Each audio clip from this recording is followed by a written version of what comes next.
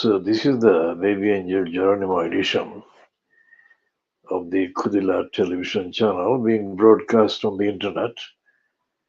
This is timed at 08:20 GMT, starting slightly few seconds after that. This is Thursday, 7th of March 2024.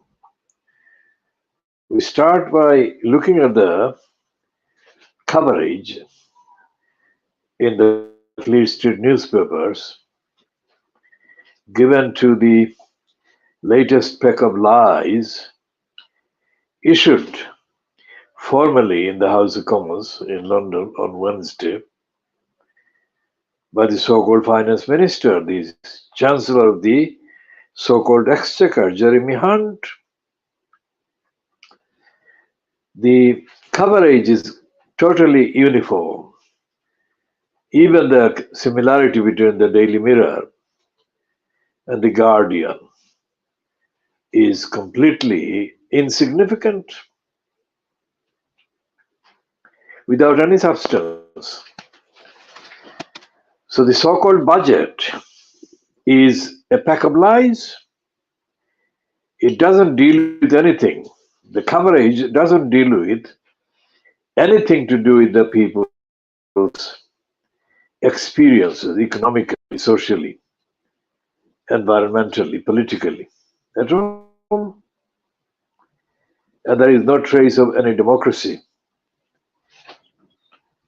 being linked to anything in the so-called budget that will be implemented anywhere in the United Kingdom.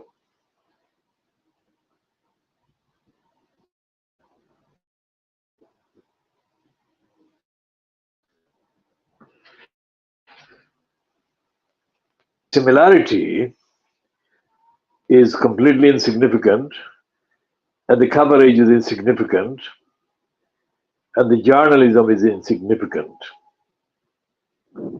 There is a piece, not on the newspapers, but on the internet, floating about promoting the evilness called Emily Evilness Maitlies, who used to be on the Newsnight on the BBC program. And apparently she has been told to fuck off by one of the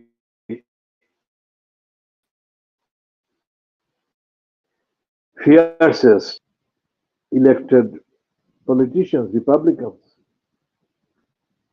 And Emily Maitlies is reported as having said that her news agent podcast with of Donald Trump was that the last thing that Emily Maitlies is interested in is in the truth. It is 21 calendar years since she lied in 2004 when she was one of the presenters on the BBC London news program called Newsroom Southeast. And for 21 calendar years, Emily Evil Maitlies, as well as the BBC, have continued to be in denial, continued to be persisting in the lies that they uttered in January 2004.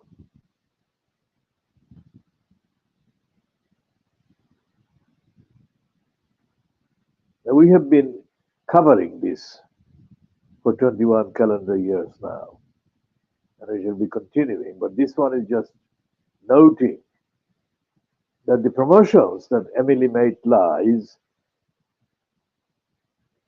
gets for herself as a so-called truth-seeking journalist is the absolute opposite of what she actually does. She's a racist. She's a Zionist. She's a supporter of the apartheid state of Israel. And she is a supporter of the apartheid culture of the BBC, the apartheid culture in the United Kingdom media, in the Western media. Moving on to the front pages of the Thursday's Fleet Street newspapers, Rupert Murdoch's scum carries a splash about the price that has been obtained by Harry Windsor's pants. That is the main key splash news item on the scum, which gives the game away. We are talking about the trousers of Harry Windsor, dating back some more than 10 years. Instead of talking about the actual experience of people being denied a democratic say under the regime of the so-called monarchy. We shall be talking more about this in due course.